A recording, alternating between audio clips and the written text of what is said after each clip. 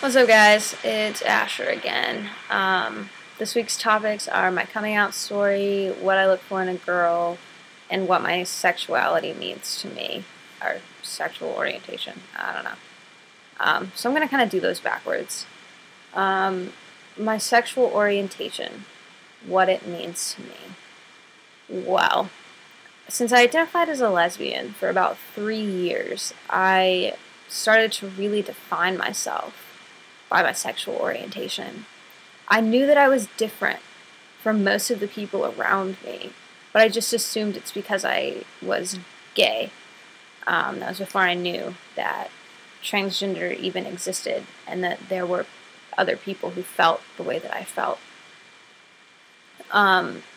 So for a while, my sexual orientation was extremely important to me.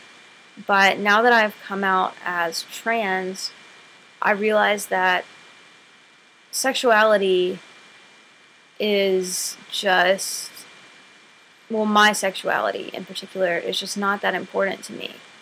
I am a dude who strictly likes people who present as females so far. I mean, I'm only 20, who knows what will happen. But, I don't want to call myself straight, so I just kind of go by queer, and I'm going to just go queer, and that's okay with me. It's not something that I'm willing to put a whole bunch of thought into, because, it defines me about as much as my hair color does, in my opinion. It's just not something that I am going to put a lot of energy into. People are people, and if I like them, and I'll go with it.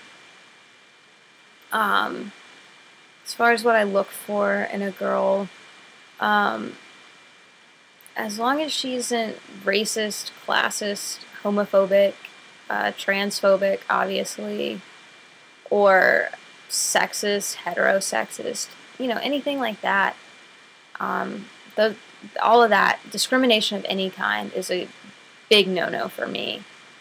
I'm just not down with it. I can barely even be friends with people like that, much less date them.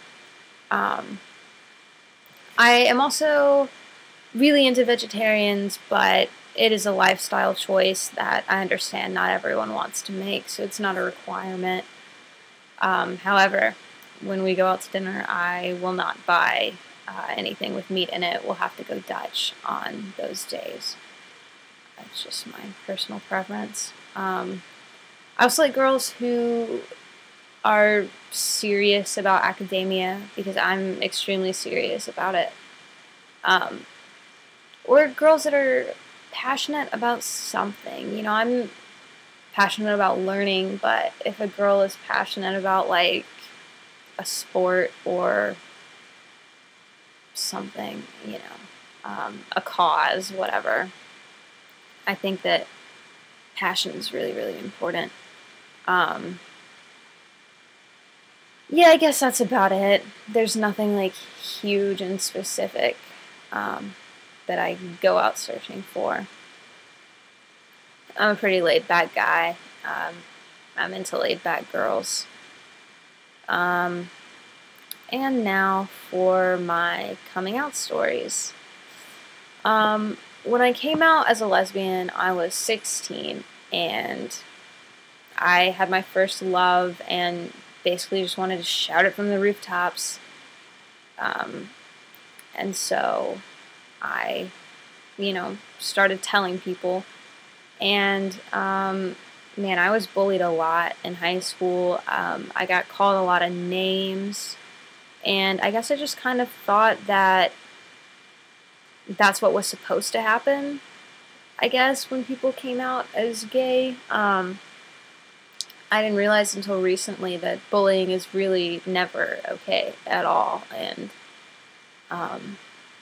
being bullied can really mess a person up. I'm kind of having, like, residual trauma, I guess. Like, this one time, a kid pushed me up against a wall and threatened to rape me straight, and I've been thinking about that a lot recently, and it really kind of freaks me out the more I think about it.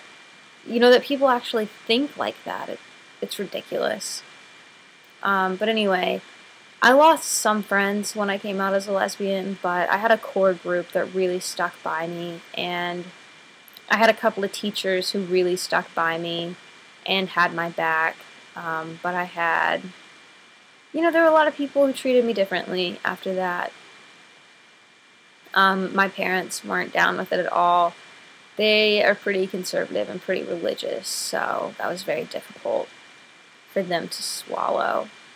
I almost wish that I hadn't come out in high school just because it was so stressful, and it is hard. It's been hard for me to come out as a lesbian and then have to go back and just be like, oh no, actually, I'm a boy. But anyway, I guess that segues into my next coming out story.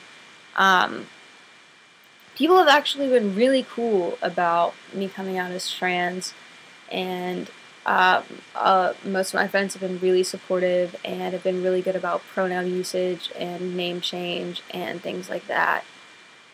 Of course, there's some that haven't been, but unfortunately, I guess that's sort of to be expected.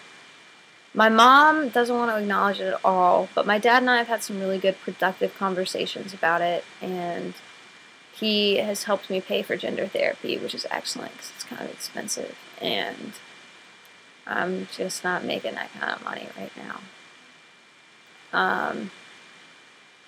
So yeah, I guess that's about it. This video is long enough already. Thanks for watching. I will see you guys later.